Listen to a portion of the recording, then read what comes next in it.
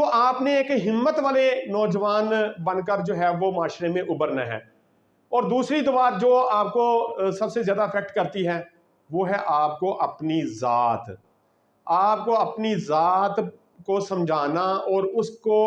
اپنے انداز سے لے کے چلنا، یہ وہ دوسری دیوار ہے جس کو آپ کو سامنا کرنا پڑتا ہے۔ یہ ایک بہت مشکل عمل بھی ہے۔ اس میں بہت سارے ہمارے نوجوان ایسے ہوتے ہیں جو اپنی ذات میں ہی کچھ ایسی چیزوں کو اپنے اوپر وارد کر لیتے ہیں۔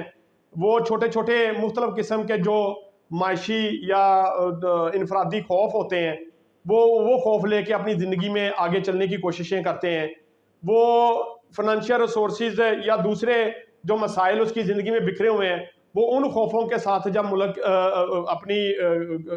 جو ظاہراً زندگی وہ گزار رہا ہے، یا جس ملک کا وہ شہری ہے یا جس معاشرے کا وہ حصہ ہے، وہاں پہ جب وہ ان خوفوں کے ساتھ زندگی گزارتا ہے تو پھر وہ ہمت والی جو منزل ہے جو اس کو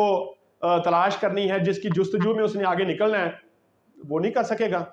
وہ صرف اور صرف ان خوفوں کی علامت بن کر رہ جائے گا۔ اکبر بادشاہ کے دور میں جب اکبر بادشاہ نے اپنے بہت خاص درباری بیربل سے پوچھا کہ کتنا ہی اچھا ہوتا کہ میں ہی بادشاہ ہوتا، تو بیربل نے بڑا خوبصورت جواب دیا۔ اس نے کہا علی جان، اگر آپ یہ بات کر رہے ہیں تو پھر آج آپ بادشاہ نہ ہوتے، کیونکہ بادشاہی کا جو نظام ہے وہ تو آپ کی پیدائش سے ہی پہلے کا ہی چلتا آ رہا ہے۔ اگر دوسرے لوگ بادشاہی نظام پہ آج قائم ہوتے جو سوچ آپ سوچ رہے ہیں، پھر تو آپ بادشاہ نہیں بن سکتے تھے۔ تو آپ بادشاہ اس لیے بنے ہیں کہ یہ نظام قدرت ہے کہ ہر انسان کے پاس جو آج اختیار ہے، ہو سکتا ہے وہ اختیار کل اس کے پاس نہ ہو، ایسا پوسیبل ہے۔ کیونکہ اکبر بادشاہ نے بادشاہت کا جو بادشاہت کی خواہش کا نظام آج اپنی ذات سے سوچ کے کیا۔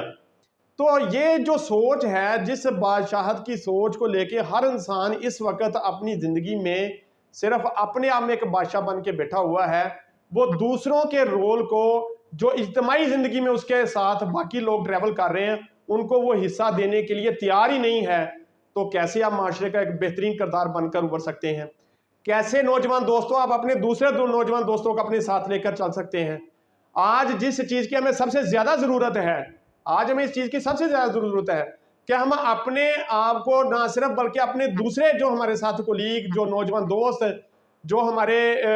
معاشرے میں جو باقی افراد جو کام کر رہے ہیں ان کو بھی ساتھ لے کے چلیں۔ یہ سوچ کا ایک عنصر جب آپ کے اندر پیدا ہونا ہے تو پھر وہ بادشاہت قائم ہونی ہے جو آپ چاہتے ہیں، جس کے لیے اللہ پاک نے آپ کو پیدا کیا ہے۔ آپ وہ